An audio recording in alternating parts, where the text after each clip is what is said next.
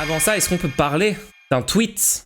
Un tweet qui n'est pas du tout un tweet provenant directement des services secrets américains. Un tweet de Edoui Plenel, les gens. Qu'est-ce qu'il nous dit dans ce moment d'énormes mouvements sociaux qui profitent beaucoup à la gauche, comme le montrent les sondages? Patron de un des plus gros médias considérés de gauche, quasi-scission du PS, coup de boutoir du PCF contre la NUPES, crise interne de LFI, faiblesse structurelle de ELV. La gauche est loin d'être en état d'offrir un débouché politique au mouvement social. Ok, donc il y a des trucs avec lesquels je suis d'accord. Quasi-scission du PS, ok. Coup de boutoir du PCF contre la NUPES, clairement. Crise interne LFI.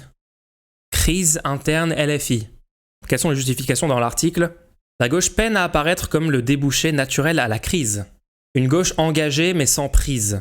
Depuis de la quasi-scission du PS au coup de boutoir du secrétaire contre la NUPES, en passant par la crise interne de LFI, on regarde le lien, les frondeurs se demandent comment dépasser Mélenchon. Les frondeurs, hein.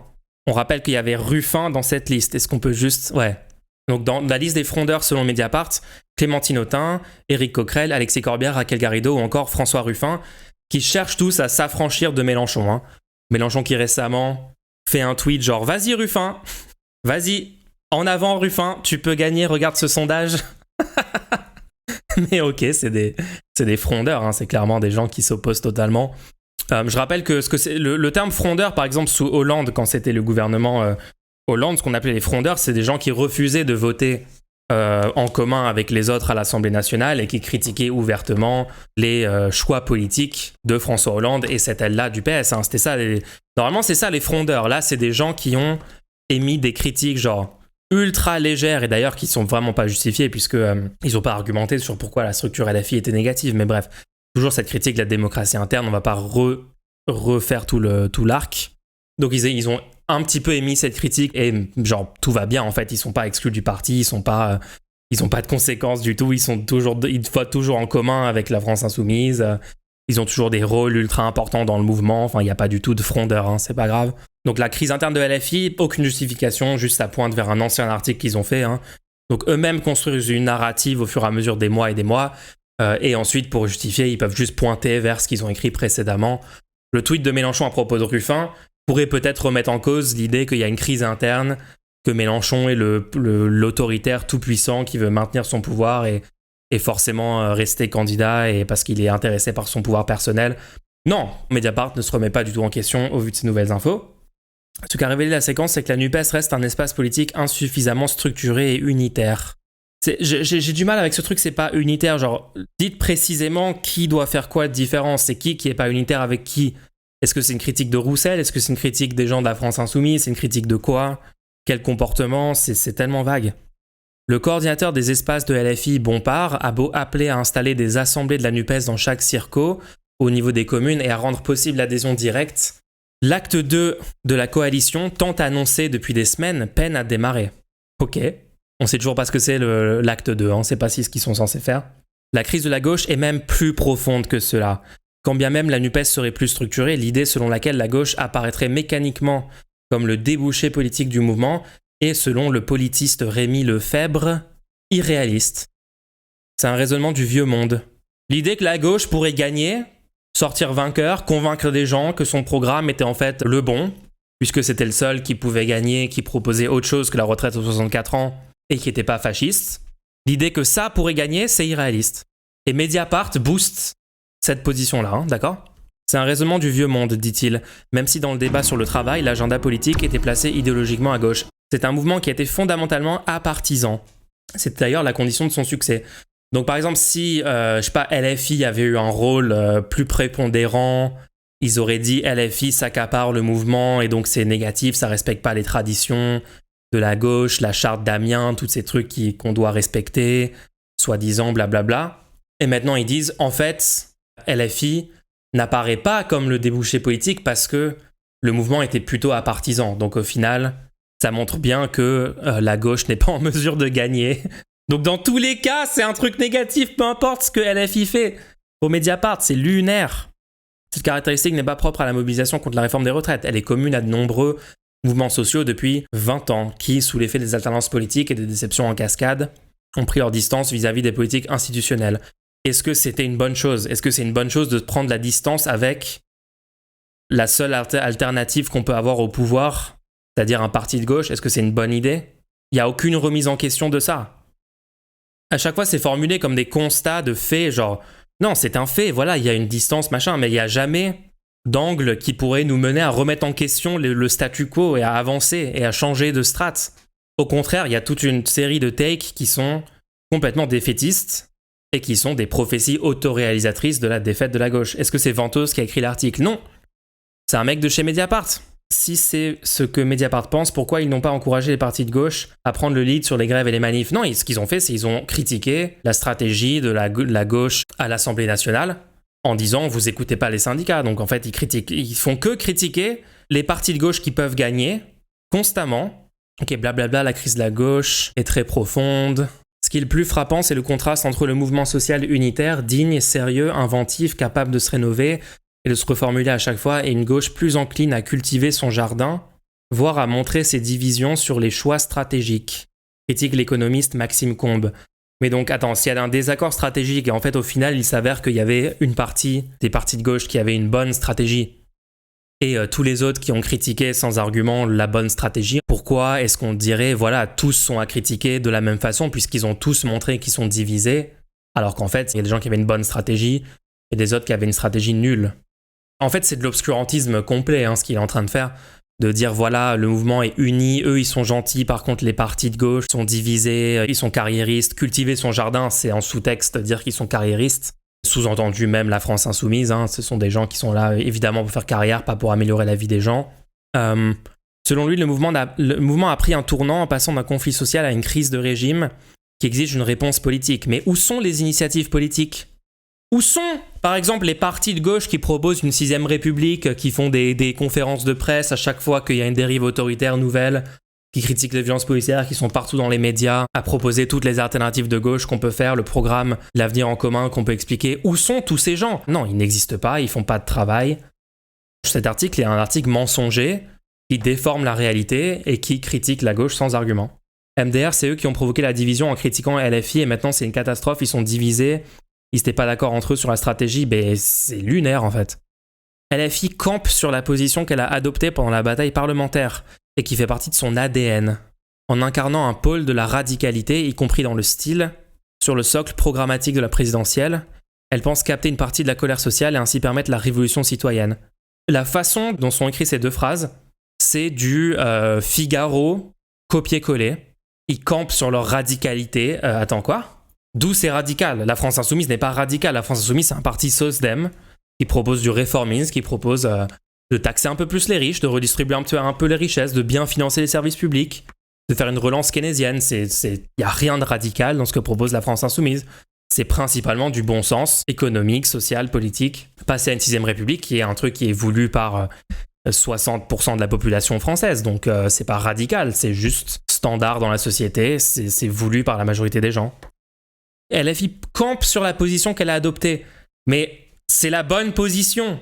C'est comme si tu dis, oh, LFI sont toujours d'accord que la 5ème République, c'est pas le régime le plus démocratique. Ils campent sur leur position adoptée dès 2012. Oui, genre quoi ? C'est une bonne position. En quoi c'est une critique ? Le 11 avril, devant une trentaine de députés, de collaboratrices et collaborateurs insoumis à l'Assemblée, Mélenchon félicitait ses troupes. Ses troupes, Ils sont radicaux, ils campent sur leur position. Les députés LFI sont soumis au chef, ce sont des troupes qui suivent les ordres d'un général. Ces gens sont tarés, genre. Si tous au sein de la NUPES s'accordent sur la nécessité d'une dose de radicalité, donc ça veut absolument rien dire, certains plaident pour abandonner un registre parfois qualifié de populiste de gauche et jugé repoussoir pour une partie de l'électorat. Donc voilà, le parti qui a adopté cette stratégie est passé de 11% à 22% sur 3 élections présidentielles. Les autres partis qui n'ont pas adopté cette stratégie, qui ont fait la stratégie du bon petit élève, de pas dire les termes comme violence policière, etc., de nier la réalité pour paraître bienséant envers la bourgeoisie, etc., tous ces partis se sont effondrés. Le PS, disparu. Le PCF a disparu, ça n'existe plus. ELV, ce sont des partis qui n'existent plus. Et là, vous avez des grifteurs comme cette personne qui arrive et qui dit il faut faire la stratégie complètement inverse, alors que celle qui marche, dans les faits, c'est celle de la France Insoumise. Donc ce sont juste des agents de la CIA. Donc article catastrophique, d'accord? Maintenant, on est lundi, du coup, il y a un, ouvrez les guillemets, sur la chaîne de Mediapart. Alors, toute similarité entre les propos des gens dans cette vidéo et l'article catastrophique qu'on vient de lire est purement fortuite. Hein. Ça n'a rien à voir avec le fait qu'ils travaillent dans la même organisation, sous les mêmes personnes, etc. Non. Allez, c'est parti. Bon alors la gauche là, c'est quoi ce bordel? L'extrême droite elle a rien à dire sur les retraites, Macron il se fait pourrir de partout, normalement là nous on devrait être à 75% dans les sondages. Ouais, puis en plus tout le monde est d'accord pour soutenir le mouvement social, tout le monde est d'accord pour lui trouver des débouchés politiques. Pour faire chier Macron. Oui voilà. Même les vieux d'ailleurs, même les Alsaciens, même les vieux Alsaciens. I think we lost something. Where is French democracy? Là, c'est bien de remettre la compilation de tous les moments où ils se sont fait bolos, là, ça fait Et la plaisir. CGT Énergie a coupé le courant dans l'établissement. Faut lire cet article de Joseph Confavreux dans Mediapart intitulé Emmanuel Macron rejeté par toute la pensée. Bon voilà, rien que le titre, déjà si vous êtes abonné Mediapart, vous en avez pour vos 11 € par mois. L'article cite plusieurs intellectuels comme Bruno Latour, Bon, Patrick Boucheron ou même Pierre Rosanvallon. Il y a eu des mots qui étaient déplacés, inutiles, à la fois blessants et inefficaces. Allez Duhamel, t'as le droit de critiquer là, tu peux y aller un peu plus fort, on est plus le truc le plus soft possible, genre. sous De Gaulle, tu vas pas perdre ton taf. Non mais on déconne, mais là il est au max niveau insolence, c'est pas... On n'est pas sous De Gaulle. Bon voilà, c'est signifiant moi je trouve, parce que Alain Duhamel c'est vraiment le chien de garde organique du système. Faut aussi comprendre qu'il y a plein de gens comme ça, en fait, ils ont comme objectif principal leur carrière, donc... Oui, quand Macron fait un truc où genre 90% de la population est complètement contre, qui est massivement impopulaire, c'est facile dans ce moment-là de dire « Ah oui, finalement, moi je suis totalement contre ça, Macron il fait n'importe quoi, etc. » Alors que t'as littéralement tout fait pour que Macron soit au pouvoir dans toutes les échéances où on avait le pouvoir d'avoir autre chose. Hein. Élection présidentielle, t'as passé tout le temps à taper sur Mélenchon. La seule alternative, pas d'extrême droite. Très facile quand même dans le moment présent de dire finalement je suis totalement contre toutes ces choses alors que il avait annoncé 65 ans avant, donc ces gens sont des gros hypocrites, faut le rappeler. Vous recevez mandat par des gens de gouverner et non pas d'être vous êtes l'obligé. Non mais Enthoven est ouvertement anti-démocratie depuis des années et des années. Le nombre de dingueries qu'il a sorti Enthoven, c'est une folie. Vous êtes l'obligé des gens qui vous élisent, mais vous n'en êtes pas la prostituée. Vous n'en êtes pas... Bon voilà, face à ce La prostituée? Quoi? Attends, c'est quoi? J'ai même pas sa logique interne m'échappe de base en fait. What? Tellement subversif. Non, bref. désert, face à ce néant, Même pas chercher à comprendre, hein. Je pense qu'on même pas, on va juste passer à autre chose, on va ignorer. face à ce niveau d'argumentation qui n'est pas sans évoquer les heures les plus sombres de Sarah El Haïry, normalement nous à gauche on a un boulevard. Ouais, normalement là on a récupéré les intellectuels, les diplômés urbains, les doctorants précaires, les sociologues, les journalistes, tout ça ils sont avec nous. Mais ceux qui ont un vrai travail, ceux qui n'ont pas le temps de regarder C'est ce soir avec Karim Rissouli, hein? Enfin non, en ce moment c'est Camille Diao parce que Karim Rissouli est en congé paternité. Je sais pas s'il sera revenu, peut-être que là on est lundi donc il va peut-être... Non mais bref, en tout cas ces gens. gens-là, ils veulent toujours pas de la gauche. Il me semblait qu'il prenait qu'un mois. Selon un sondage IFOP fiducial pour le Figaro Magazine et Sud Radio, ça vaut ce que ça vaut, mais selon eux, si on faisait les présidentielles maintenant, il y a que Édouard Philippe qui arriverait à tenir tête à Marine Le Pen. Non mais Édouard Philippe, mais vous êtes fini là. Maintenant, il y a que Édouard Philippe qui arrive. Alors, qu'est-ce qu'ils ont pris comme sondage là? Ils ont dit, si dimanche prochain devait se dérouler le premier tour de l'élection présidentielle, pour lequel des candidats suivants y aurait-il le plus de chances que vous votiez? Hypothèse Philippe, Mélenchon 17, hypothèse candidature NUPES, Mélenchon avec Édouard Philippe. Mélenchon ferait 22%? Attendez, c'est un sondage qui met Mélenchon à 22% si c'était le candidat unique NUPES. Et Philippe à 28 et Le Pen à 31. Imaginons qu'il y ait la candidature commune NUPES, d'accord?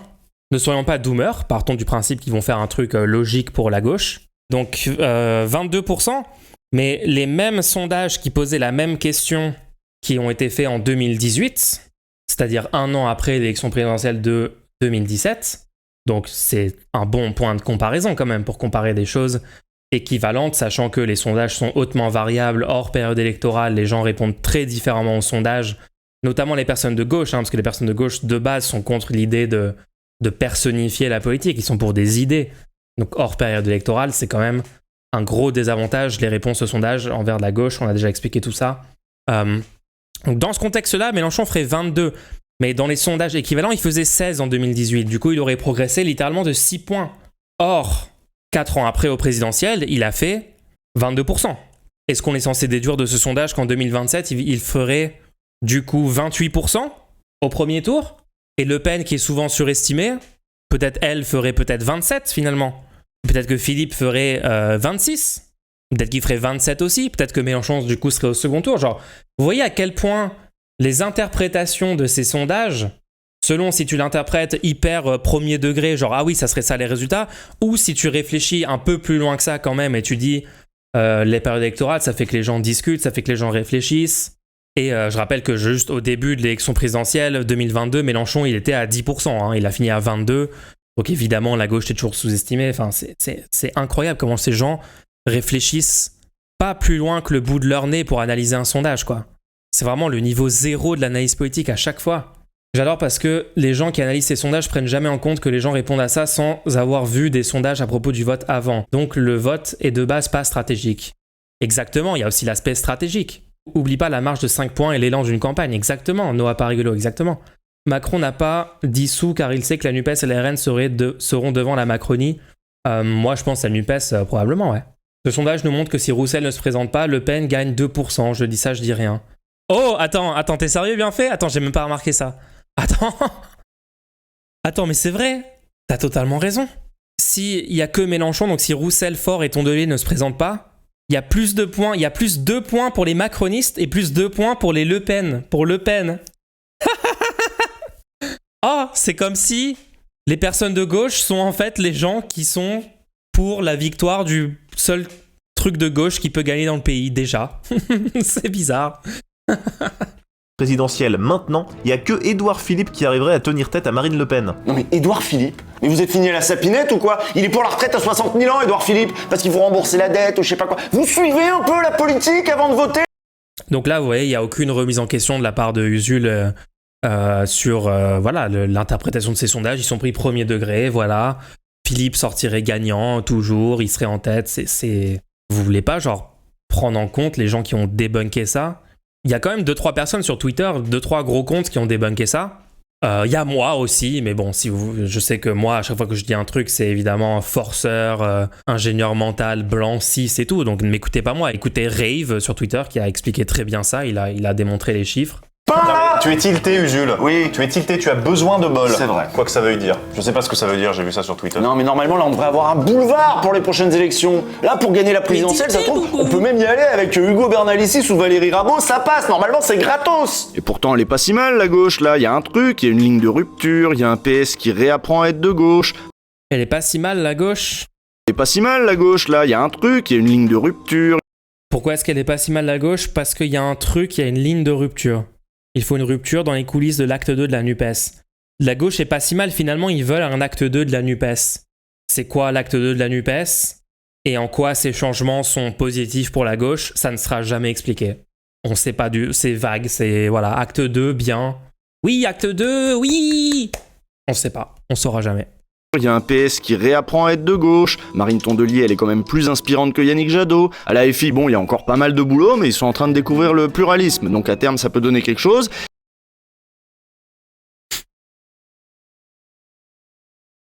Attendez. Attendez, ils ont dit quoi? Le PS réapprend à être de gauche. ELV. Attendez, quoi? Il y a un PS qui réapprend à être de gauche. Marine Tondelier, elle est quand même plus inspirante que Yannick Jadot. Donc le PS quand même, ça redevient de gauche, ça a l'air bien le PS. Hein. Le PS, ELV, c'est quand même bien, ils font des bonnes choses.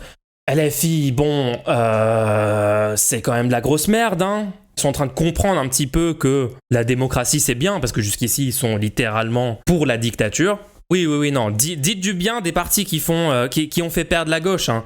On rappelle que le PS, ELV sont la raison pour laquelle on a Macron aujourd'hui. C'est la raison pour laquelle on est dans la situation actuelle. On aurait pu gagner si ces partis ne s'étaient pas comportés comme ils se sont comportés au présidentiel.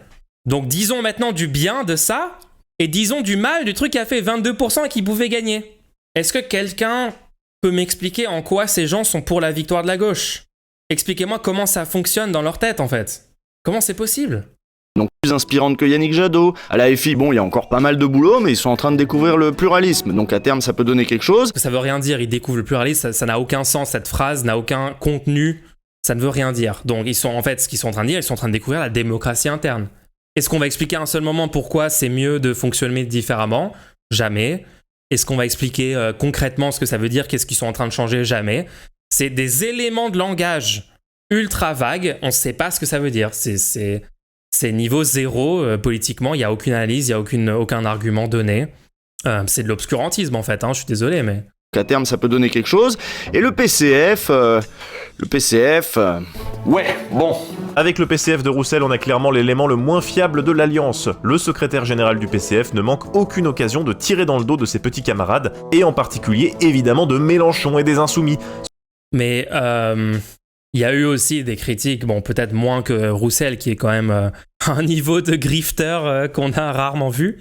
Mais il y a eu des critiques quand même infondées de la part de gens de ELV et du PS depuis 1 an. Il y a eu plusieurs trucs, notamment sur la démocratie interne à LFI. Ils adorent tous les autres partis critiquer la France Insoumise pour son fonctionnement interne, sans argument à chaque fois. Est-ce que tu penses que si Mélenchon était le seul candidat à gauche, toutes les composantes de l'électorat auraient voté pour lui? En fait, il faut que les gens votent pour le seul truc de gauche qui peut gagner si on veut que la gauche gagne. Du coup, est-ce que tu penses que ça aurait lieu? Oui. Ouais, je pense que les gens... Si on leur explique suffisamment les tenants, les aboutissants des élections, les conséquences, le fait qu'il n'y a que 3 options qui pouvaient gagner, par exemple, dans le cadre 2022, si on explique tout ça correctement aux gens, oui, je pense qu'ils vont voter dans leurs intérêts, c'est-à-dire ils vont voter pour le seul truc de gauche qui peut gagner. Donc, en l'occurrence, en 2022, c'était Mélenchon, ouais. En tout cas, il faut partir du principe que c'est possible, puisque si on ne fait pas ça, on ne met pas toutes les chances de notre côté pour gagner. Moi, mon but, c'est de gagner, c'est de changer la vie des millions de personnes dans ce pays qui souffrent tous les jours immensément, qui sont forcés d'aller à un travail qu'ils détestent, qui sont en burn-out, qui sont en dépression à cause du système capitaliste catastrophique dans lequel on vit, les personnes victimes de violences sexistes et sexuelles qui n'ont pas les ressources, l'aide qu'il leur faut, les personnes racisées non blanches qui subissent le racisme systémique, qui sont discriminées à l'emploi, les migrants qui meurent dans la mer. Toutes ces personnes-là souffrent tous les jours. Le but, c'est de changer ça. Le but, c'est de changer le monde. Et c'est pour ça qu'il faut arriver au pouvoir. Il faut gagner à un moment.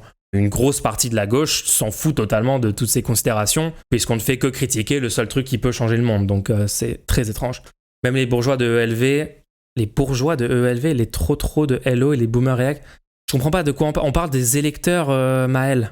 Les électeurs veulent que leur vie change. Les électeurs veulent qu'il y ait un pouvoir qui agisse dans leur intérêt. Si ils ont suffisamment compris la situation, les tenants, les aboutissants, les différentes options, les programmes des uns et des autres, etc., ils vont... En 2022, par exemple, en théorie, il y avait 90% de la population au premier tour qui votait Mélenchon. Si les gens avaient agi dans leurs intérêts par rapport au vote 2022, ça aurait été ça l'issue, voire 95. Occasion de tirer dans le dos de ses petits camarades, et en particulier, évidemment, de Mélenchon et des Insoumis, ce qui en fait le chouchou des médias bourgeois et de la droite en général. Il faut être sincère et se dire tout, y compris quand ça ne va pas. La franchise, Roussel, c'est la franchise. On peut partir là-dessus, oui, la franchise. Elle était où la franchise quand ça se montait, la NUPES, et que t'en avais besoin pour te faire réélire? C'est pas en mettant Cazeneuve sur tes tracts que t'aurais pu être réélu à Saint-Amand-les-Eaux? Je n'ai pas envie d'aller dans cette campagne en parlant des autres. Et en pointant du doigt celui qui à gauche, je souhaite mener le plus possible une campagne bienveillante. Bon. Donc en vrai, c'était un extrait très très drôle de Roussel qu'ils ont trouvé en vrai. Maintenant, la bienveillance, j'imagine que ses partenaires, ils peuvent se la foutre au cul, j'imagine. Mais à l'époque, souvenez-vous, en gros, ils nous expliquaient que la présidentielle, c'était ingagnable de toute façon, donc tant pis, autant y aller, faire le show, se faire plaisir. Petit rappel, il lui a manqué... En vrai, t'abuses. Il a mis le doigt sur ce qui te fait chier. Quoi? Oui, il commence à y avoir des différents courants en interne. Mais ça me fait pas chier qu'il y a des différents courants en interne. Je sais très bien qu'il y a des différents courants en interne. C'est pas... Quoi? Pourquoi ça me ferait chier? Pas du tout le sujet. Le point de la vidéo, c'est surtout le problème de Roussel. En fait, il y a plusieurs propos dans la vidéo. Oui, là, ils vont critiquer Roussel, je vais sans doute être d'accord. Du coup, vu qu'ils ont parlé de Roussel et que je suis d'accord, je dois surtout pas critiquer un autre propos qui tient dans la vidéo. Quel est le but de ton message dans mon chat, en fait? Tu veux que je donne pas mon analyse sur ce qu'ils sont en train de dire? En fait, vous êtes juste des cucks, vous avez une relation parasociale avec Usul et vous êtes trop faible pour voir quand ils disent de la merde et vous venez pleurnicher parce que je critique votre influenceur préféré et vous n'avez aucun argument pour le défendre. C'est juste ça qui est en train de se passer. Mais... le rôle d'Usul n'est pas de dire aux gens pour qui ils doivent voter. Donc ça, c'est littéralement pro-statu quo, le concept de il a ce rôle-là, du coup c'est légitime qu'il fasse pas un truc qui est au bénéfice du prolétariat. C'est pas grave qu'il l'appelle pas à voter pour le seul truc de gauche qui peut gagner en expliquant pourquoi c'est important. Pas pour lui, mais pour une personne qui ferait ça. Parce que ce n'est pas son rôle. C'est incroyable comment à chaque stream, c'est les mêmes trucs. Mêmes éléments de langage. Personne ne distribue de rôle à personne. Ce concept de rôle que les gens ont, c'est les gens qui se l'auto-attribuent.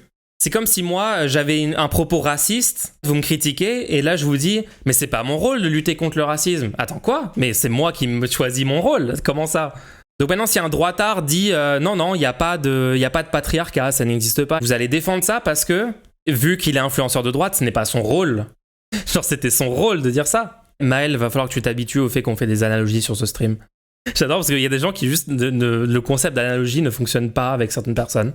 C'est intéressant, vous êtes particulier. Hein. Et à l'époque, souvenez-vous, en gros, il nous expliquait que la présidentielle, c'était ingagnable de toute façon, donc tant pis, autant y aller, faire le show, se faire plaisir.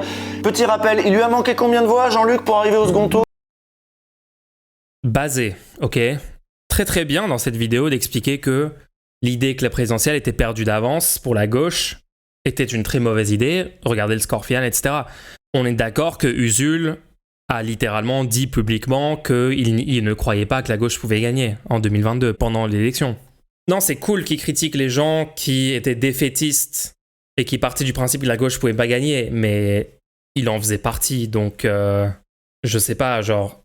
En fait, le truc qui me gêne, moi j'adorerais que Usul il change d'avis et ils se disent merde quand même, c'était pas ouf, finalement faut pas être défaitiste et tout. J'ai masse d'indices qui me prouvent qu'il a pas du tout changé d'avis, ça veut dire que là, à chaque fois qu'il y a de la propagande pro-défaitisme de la gauche qui est diffusée par la droite, les sondages qui soi-disant montreraient que la gauche ne sort pas gagnante et le RN sort gagnant de cette séquence, etc. Les soi-disant crises internes dans le plus gros parti de gauche, etc. etc. Usul les rediffuse et les répète. C'est encore propager du défaitisme, comme il a fait en 2022. Donc en fait, j'ai aucun signe qu'il a vraiment changé d'avis sur ça. Donc quand il critique quelqu'un pour cette position, mais lui-même apparemment a toujours cette position, vous voyez en quoi j'ai du mal avec ça. C'est pas que je suis contre le fait de changer d'avis, je suis totalement pour qu'il change d'avis. J'ai pas d'indice qu'il a changé d'avis en fait. Du coup, ça semble un petit peu hypocrite quoi. En fait, Usul représente une gauche qui a eu l'habitude de perdre depuis 20 ans. Ils n'arrivent pas à imaginer autre chose. JLM leur a mis leur nez dans leur caca. Le truc, c'est qu'ils se remettent pas en question en fait. Le truc, c'est que 1 an après, on a eu la démonstration qu'en fait la gauche peut gagner, est extrêmement proche de gagner, et qu'avec un tout petit peu plus de stratégie, un petit peu moins d'obscurantisme, un petit peu moins de dooming, un petit peu moins de tous les trucs qui nous mènent à la défaite, on gagne en fait. Mais le truc, c'est 1 an après que ça a été démontré, toutes les personnes qui avaient les positions catastrophiques avant n'ont pas du tout évolué d'un iota, voire se sont carrément empirées. Ils ont l'air d'avoir encore moins d'esprit critique, avoir encore moins de capacité à remettre en question les narratifs des médias mainstream, etc. C'est devenu pire en fait. 400 000 voix, les gens. Et il a fait combien, Roussel, au premier ? Il a fait 800 000 voix, ce traître. Voilà. C'est pour ça que la droite l'aime bien aussi. Oui, mais pareil pour Jadot, le PS, pareil pour Poutou. Vous voyez ce que je veux dire ? C'est un peu chelou. Donc en fait là, Usul, il a eu une take conséquentialiste. En mode, il manquait très peu de voix quand même à Mélenchon. Regardez le nombre de voix qu'a fait Roussel. C'est pour ça que la droite l'aime bien, parce que, oui, en effet, les petits candidats de gauche desservent la gauche. Mais sauf qu'il l'a que envers Roussel. Vous voyez le truc ? Ça veut dire qu'il va avoir un truc conséquentialiste à un moment, mais il veut pas le généraliser. Bizarre quand même, hein. Parce qu'on a eu une discussion avec lui où on a dit quand même les petits candidats de gauche, c'est un problème. Il nous a dit, non, tapez pas sur Poutou, tapez pas sur... Non, il a même dit, tapez pas sur les petits candidats de gauche. La priorité, c'est les abstentionnistes. La priorité, c'est ramener les abstentionnistes. Poutou a été plutôt soft, c'est Hello qui nous a vomi dessus. Poutou a quand même dit, ne votez pas Mélenchon. Hein. Poutou a dit publiquement, juste avant le premier tour, ne votez pas Mélenchon. La vraie lutte contre le fascisme, ce n'est pas dans les urnes. Donc, très problématique. LFI et la NUPES, on l'a vu ces derniers jours, Monsieur Roussel se rapproche de Bernard Cazeneuve, l'ancien ministre de l'Intérieur puis Premier ministre de Hollande. Allons bon. Fabien Roussel qui a dit on pourrait travailler ensemble. Bernard Cazeneuve qui dit Fabien Roussel a bien raison, rencontrons-nous. Ils se sont rencontrés d'ailleurs, paraît-il.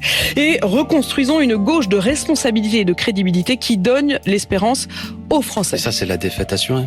Bernard Cazeneuve, c'est quoi ? C'est le retour de François Hollande, les petites vannes en moins. Mais nous, il nous avait pas du tout dit ça en octobre 2021. Il nous disait que si on était dans la merde aujourd'hui, c'était à cause de ce PS-là. Il faut une irruption populaire. Il faut véritablement reprendre le pouvoir à cette oligarchie qui dirige tout depuis plusieurs années, de gauche comme de droite, je dirais.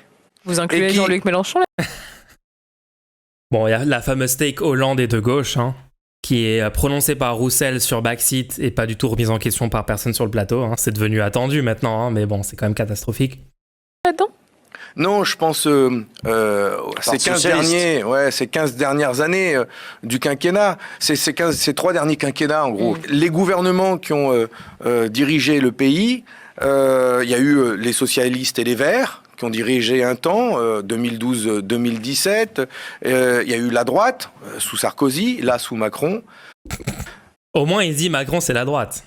En vrai, moi j'ai vu récemment des gens LFI dire que Macron c'était le centre et ça m'a giga trigger. Donc en vrai... affaibli le pays. Mais là c'est bon, tout est pardonné apparemment. Maintenant on peut aller bouffer avec Cazeneuve, on peut envisager une gauche de responsabilité pour dépasser la NUPES des hystériques insoumis. Et c'est ça la priorité pour Roussel. À chaque fois qu'on lui tend un micro, il va essayer de se distinguer des insoumis, quitte à reprendre le vocabulaire des bourgeois ou même de Darmanin en parlant de bordélisation. Il y a certainement cette responsabilité.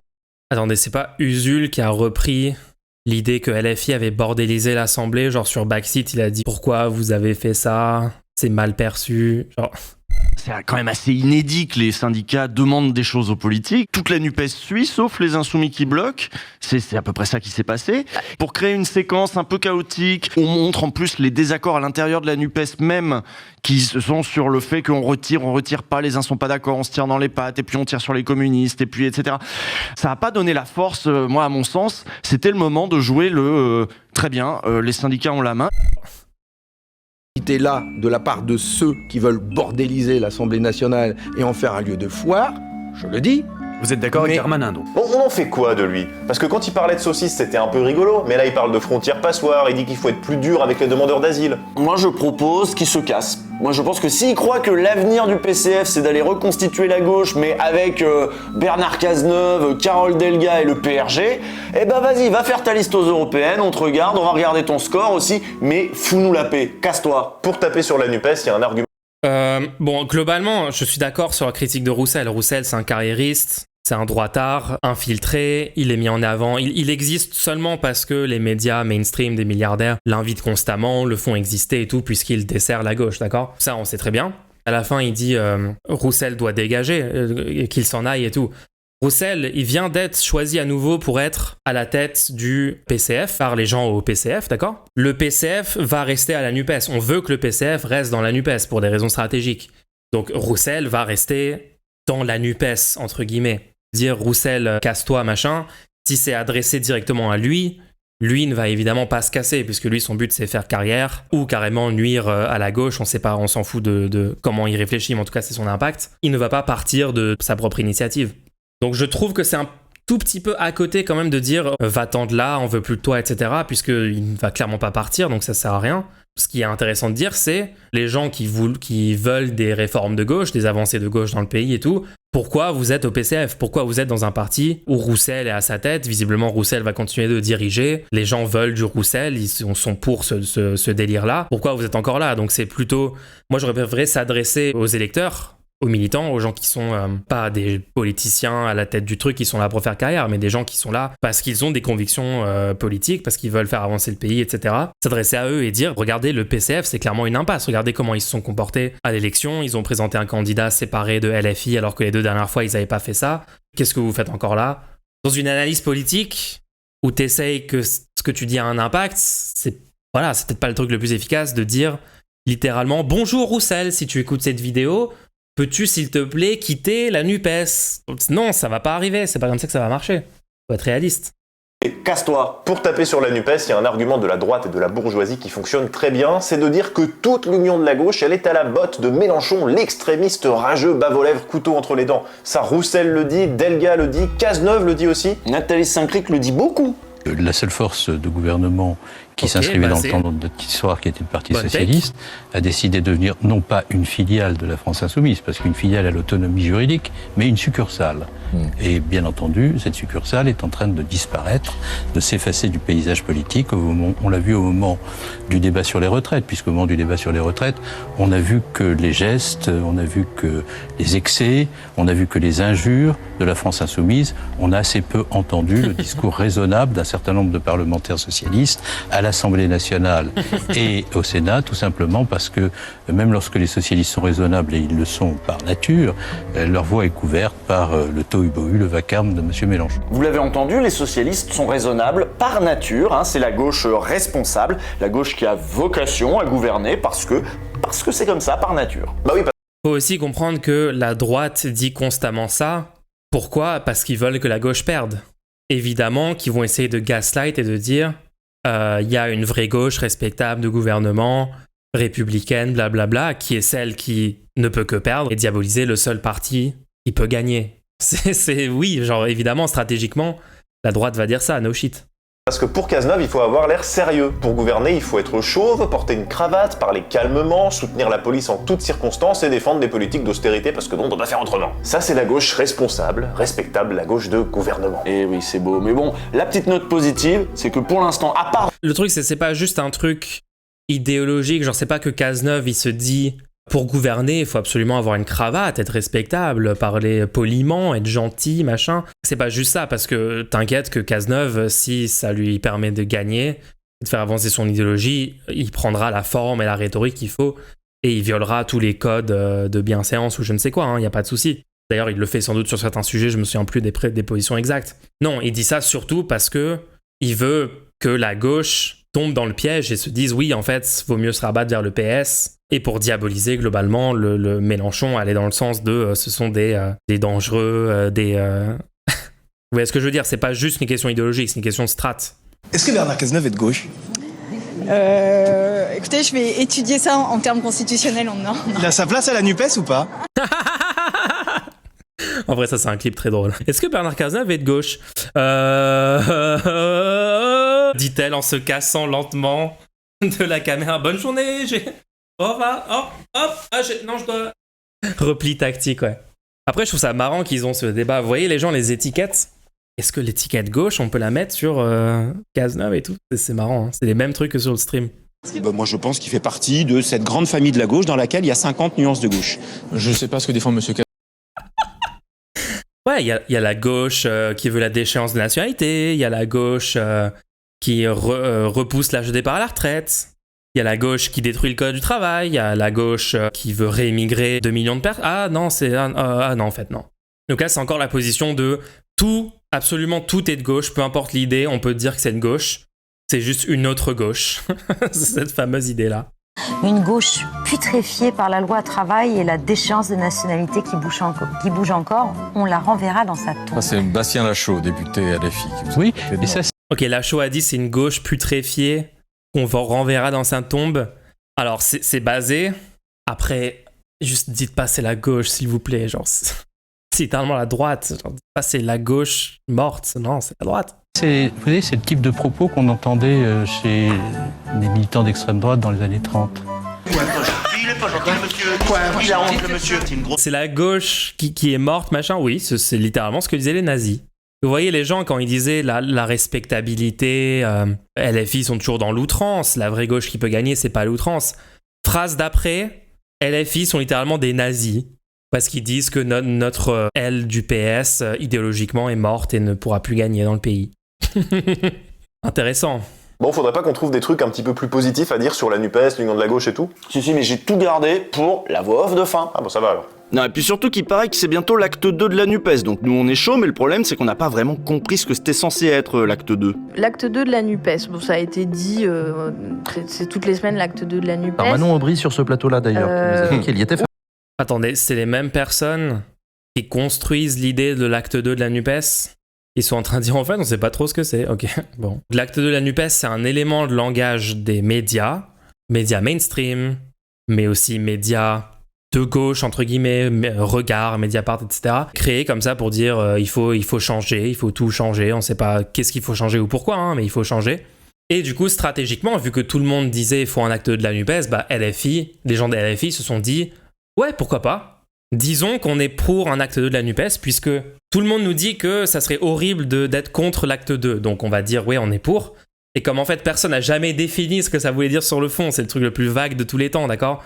Bah disons juste qu'on est pour l'idée de l'acte 2. Comme ça, on a l'air d'être prêt à changer, machin, et puis ensuite, on attend que les gens fassent des propositions concrètes. On argumentera sur les propositions elles-mêmes. Et donc si c'était proposition de merde, on dirait non, on est pour un acte 2, mais pas celui-là. Et en fait, il y a juste rien qui change parce que tant qu'il n'y a pas d'argument pour changer un truc, on le change pas. C'est if it ain't broke, don't fix it. Tout le monde sait ça, quoi. Ça me fait beaucoup rire que des journalistes Mediapart qui font partie des gens qui ont créé cette injonction à l'acte 2 disent mais finalement LFI n'a pas vraiment expliqué ce que c'était l'acte 2 comme si ça venait d'eux, tu vois, alors que eux ont cédé à une pression, enfin c'est quand même tout est retourné dans ce qui s'est réellement déroulé. Mais en théâtre, dans le second acte, la confrontation ou le mi-temps, un retournement de situation dramatique l'empêche d'atteindre le but. C'est ça l'acte 2 ? Oh non, donc ce sont littéralement des agents de la CIA. Moi, franchement, honnêtement, ma position, c'est il faut un acte 3 de la NUPES. Je pense qu'on peut sauter l'acte 2, je pense qu'on peut passer directement à l'acte 3 de la NUPES. La partie où on gagne. Je sais pas, je comprends pas. Lors de la présidentielle de 2022, le peuple de gauche avait manifesté un vrai désir d'union de la gauche. Ça avait donné quoi ? Ça avait donné la primaire populaire avec... Oula, le peuple français avait manifesté un désir d'union de la gauche et ça a donné la primaire populaire. Attends, quoi ? C'est pas du tout ce qui s'est passé. La primaire populaire, ce sont des gens de la campagne de Taubira qui ont créé une fausse primaire pour justifier une candidature de Taubira. On l'a vu depuis le début puisque sur le site La Primaire Populaire, il y avait un nombre incroyable de signatures pour Taubira. C'était complètement disproportionné. Il y avait beaucoup moins de parrainage citoyen là à des gens qui sont 1000 fois plus populaires que Taubira, genre Mélenchon, etc. Donc c'était grillé dès le début et c'était complètement lunaire et idiot pour un quelconque intérêt pour la gauche. Le peuple voulait l'union et ça s'est manifesté à travers la primaire populaire. Mais cette analyse est complètement fausse. C'est pas du tout ce qui s'est passé. Et le peuple ne voulait pas une union. Le peuple voulait que ses intérêts gagnent dans l'élection. C'est incroyable comment les narratifs des médias des milliardaires sont reprises sans aucune remise en question par Usul. Pourquoi il dit que c'est le peuple français ? C'est super étrange. Quand je me sens inutile, je me rassure en repensant à la primaire populaire. Ouais, bon après, leur but n'était pas que la gauche gagne, hein, donc faut pas non plus... Le peuple de gauche avait manifesté un vrai désir d'union de la gauche. Ça avait donné quoi ? Ça avait donné... Non, c'est encore plus problématique que ça en fait, ce qu'il est en train de dire, parce que même l'idée que le peuple de gauche avait manifesté la volonté d'une union de la gauche. Les gens qui ont refusé de voter pour le seul truc de gauche qui pouvait gagner, il faut remettre en question ce qu'ils pensent, d'accord ? Il faut dire, mais ça n'a aucun sens de vouloir l'union comme condition pour voter pour un truc de gauche. Genre, si tu veux des conséquences de gauche à l'élection, c'est-à-dire la victoire d'un truc de gauche, il faut voter pour le truc de gauche qui a le plus de chances de gagner. Donc c'est problématique de base, cette idée comme quoi un préalable à faire un bon choix aux élections, ça serait que la gauche s'unisse. En mode, ah non, mais moi je me suis abstenu, la gauche m'a trop saoulé, ils avaient qu'à s'unir, ils avaient qu'à faire une grande maison, ils avaient qu'à négocier entre eux, c'est leur faute, moi je vote pas pour eux puisqu'ils n'ont pas été capables de s'unir. Il y a des gens qui sont sur cette position, hein. Vous pouvez dans ce chat dire non Mulch, impossible, je ne peux même pas concevoir des gens qui ont cette position. Malheureusement si, je connais des gens même dans ma famille et tout qui sont sur cette position.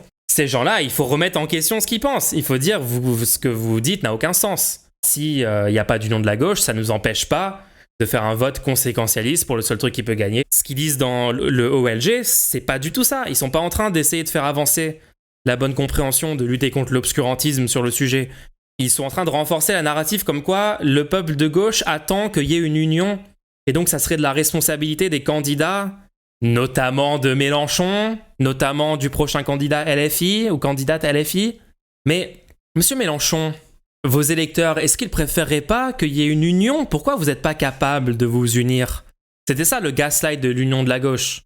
On te faisait croire que le peuple de gauche attendait l'union. Mais là, c'est exactement ça qui est repris par OLG, c'est le même délire. Ensuite, il y a eu les législatives, et là par contre, bingo, la sauce a pris. Beaucoup d'électeurs avaient été ravis de voir que les querelles de partis et de personnes avaient enfin été mises de côté. Et c'est Non.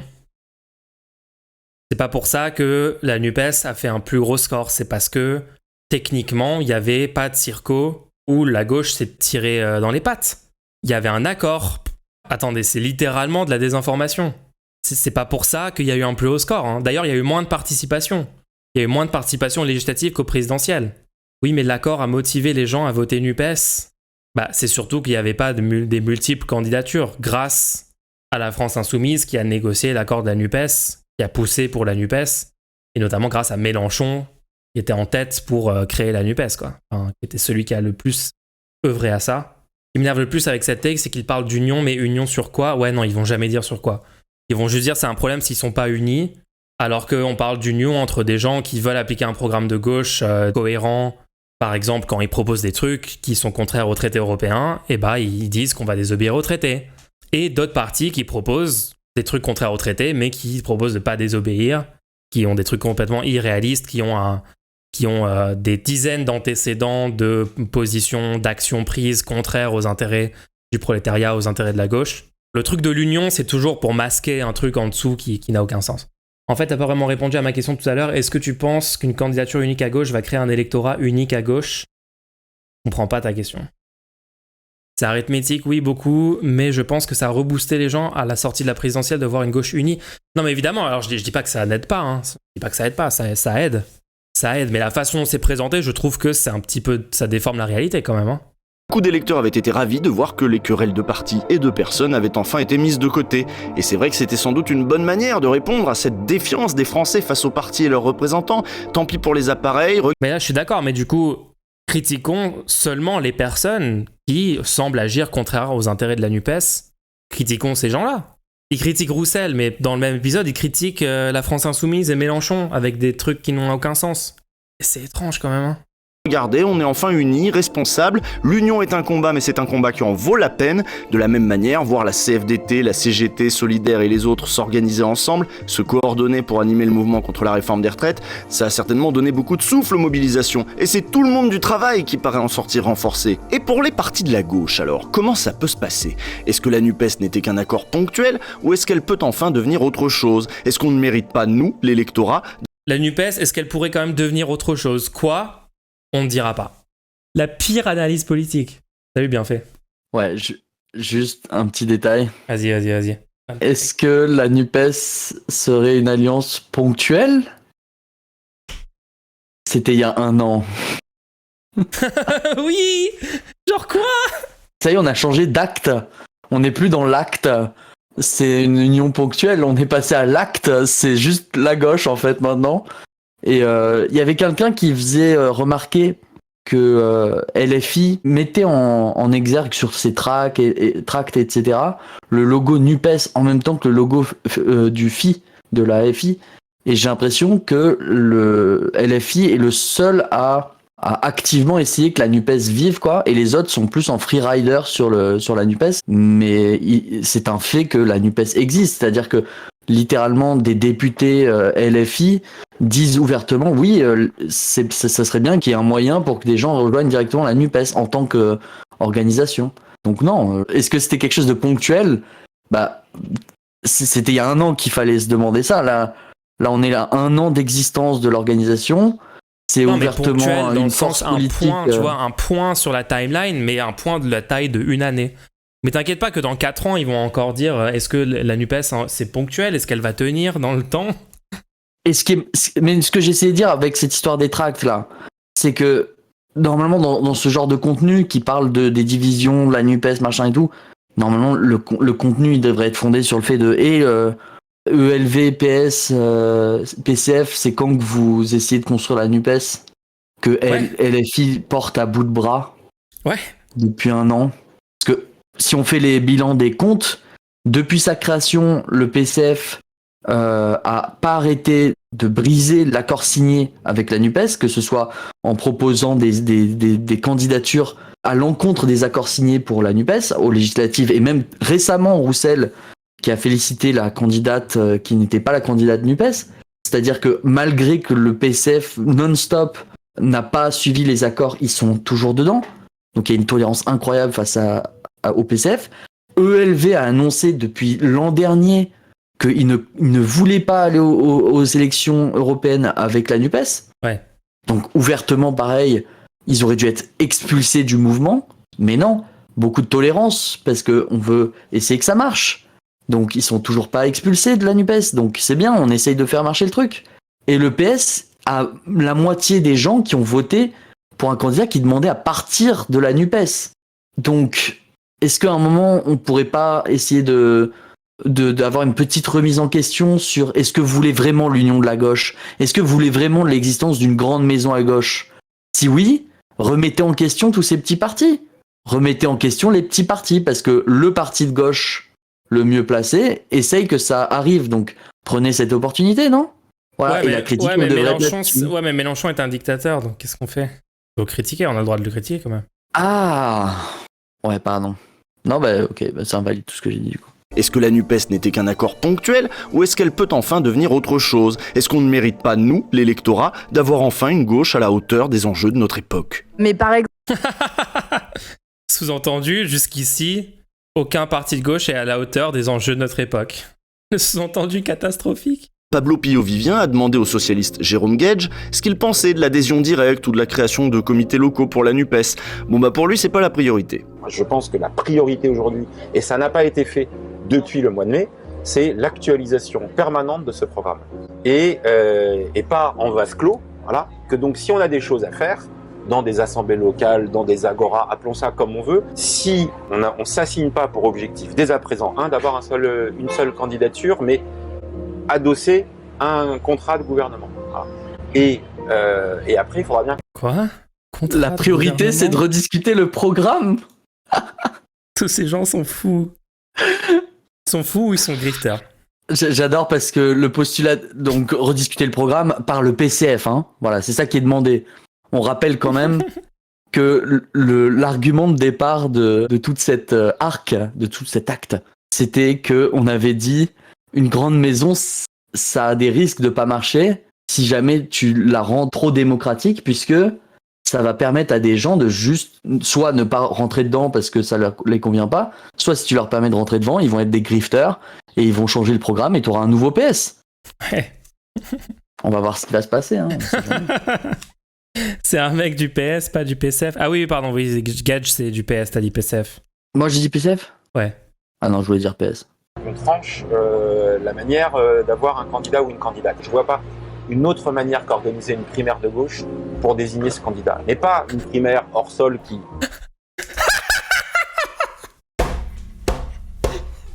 La primaire !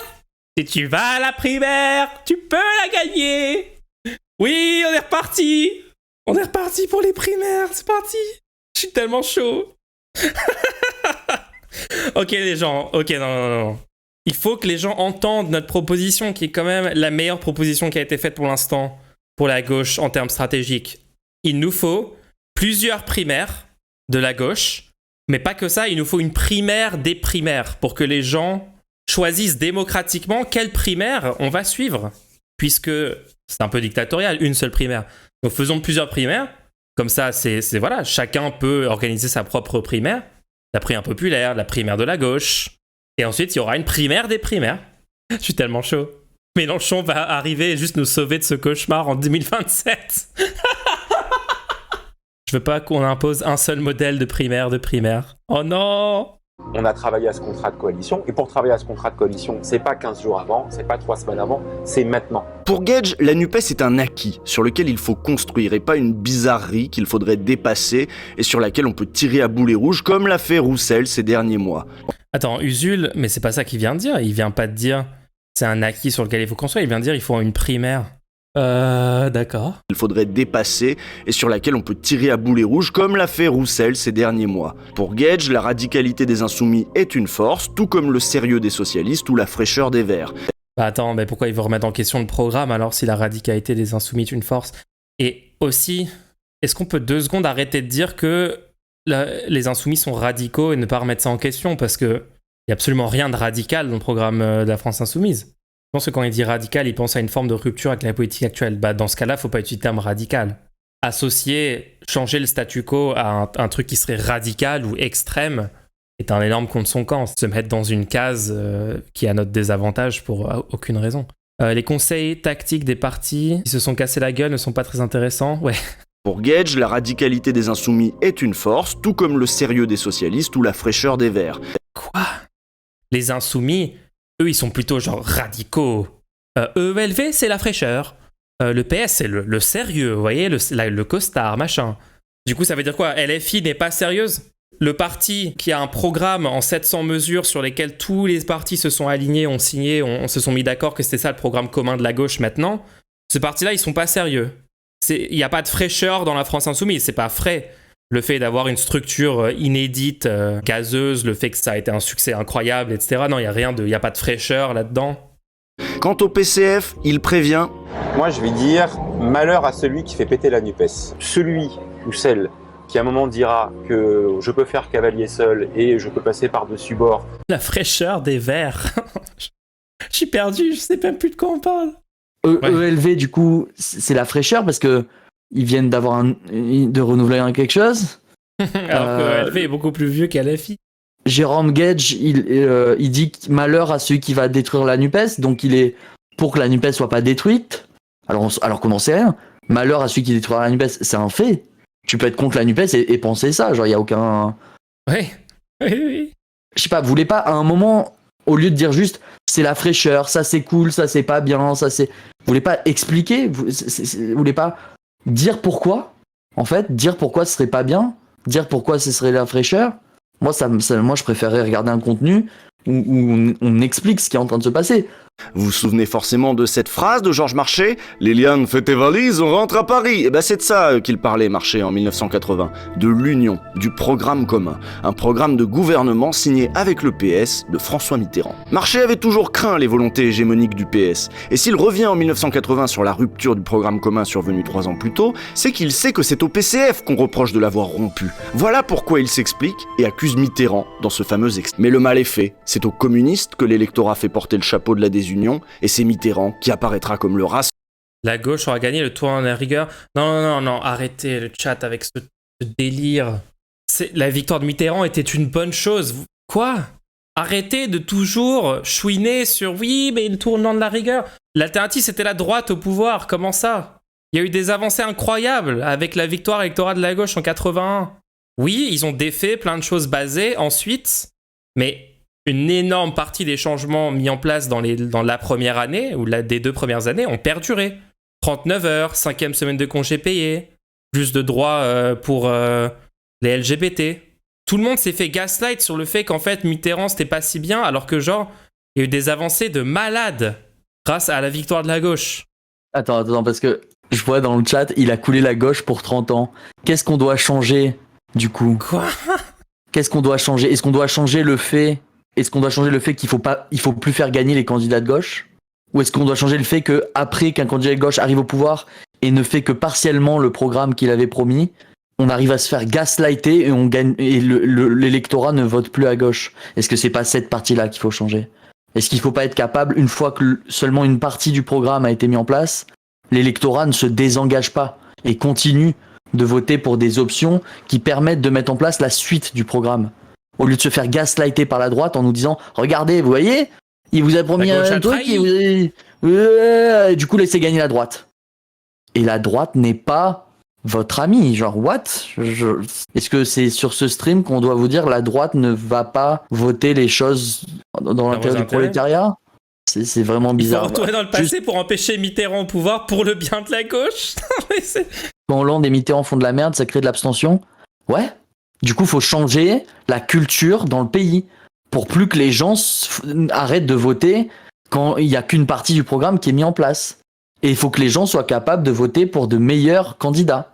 C'est-à-dire que quand Hollande était proposé, il y avait aussi un autre candidat qui était proposé qui n'était pas Hollande. Ils auraient pu mieux voter s'ils avaient regardé les programmes. En fait, c'est comme s'il fallait plus d'éducation populaire, plus de conscience, plus de lucidité sur comment fonctionne le système de la Ve République, remettre en question la Ve République elle-même, voter pour des candidats qui remettent en question les institutions qui sont faites pour nous faire perdre et pour nous faire désespérer et nous frustrer, mais de souhaiter que Sarkozy ait gagné, de souhaiter que Giscard ait gagné à la place. Vous pensez que si Giscard avait gagné, on aurait eu plus de chances de faire gagner à gauche. On aurait juste retardé le moment où l'option qui avait la plus de chances de gagner gagne. Et l'option qui avait la plus de chances de gagner à l'époque, c'était Mitterrand. Donc cette option-là, ça aurait peut-être pas été le personnage. Mais à l'époque, on n'avait pas encore vécu un SOSDEM qui promet aux communistes d'arriver au pouvoir. Oui, mais bien fait, on n'aurait pas eu le tournant de la rigueur, au moins. Non, il n'y aurait pas eu de tournant. Parce que ça serait juste la rigueur depuis le début. Mais le mal est fait. C'est aux communistes que l'électorat fait porter le chapeau de la désunion, et c'est Mitterrand qui apparaîtra comme le rassembleur et sera élu 1 an plus tard à l'Élysée, ne laissant aux communistes que quelques petits ministères et aucun pour marcher. Malheur à celui qui rompt l'union, comme l'a dit Jérôme Gage. Malheur à celui qui préfère le repli identitaire à l'alliance populaire. Celui-là court le risque de voir son électorat le fuir et lui préférer un socialiste plus machiavélique, mais sans doute plus fin. Bon, et le plus important... Attends, ça veut dire quoi, machiavélique? Je comprends. Alors, juste un petit détail. Aujourd'hui, le PCF n'est pas à gauche de LFI. Ah non? Ils veulent pas la 6ème République? Ce n'est pas un parallèle valide, Usul, en fait. Non.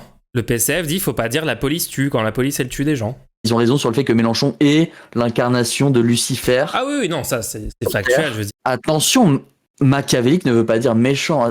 Ne défends pas ce qu'a dit Usul. Ne défends pas ce qu'a dit Usul, attention! Vous interprétez tout. Mais... Oh là là. Machiavélique, qui est digne de la doctrine de Machiavel, considérée comme négation de la morale, qui est d'une grande perfidie, d'une scélératesse tortueuse. Ouais, non, Mélenchon, c'est clairement voilà, la négation absolue de la morale. Ouais. C'est vrai qu'il y a de ça dans Mélenchon. C'est cool. C'est bien. Ouais, il essaie de dire, attention, Marché a été décrédibilisé parce qu'il a trahi l'Union, soi-disant. Et donc, si Roussel est vu comme celui qui trahit l'Union, il sera aussi cancel. Donc, c'est un warning au PCF. Plus machiavélique, mais sans doute plus fin.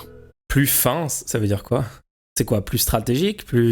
Mieux sur le fond politique? C'est plus subtil. Tu sais, parce que il est pas. Attends, ils viennent pas de dire que justement il était pas fin? Moins large.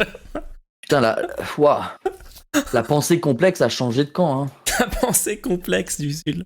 Bon, et le plus important, Macron démission, hein? On reste mobilisé. On reste mobilisé, nous on se retrouve lundi, dans 2 semaines. Si tout va bien.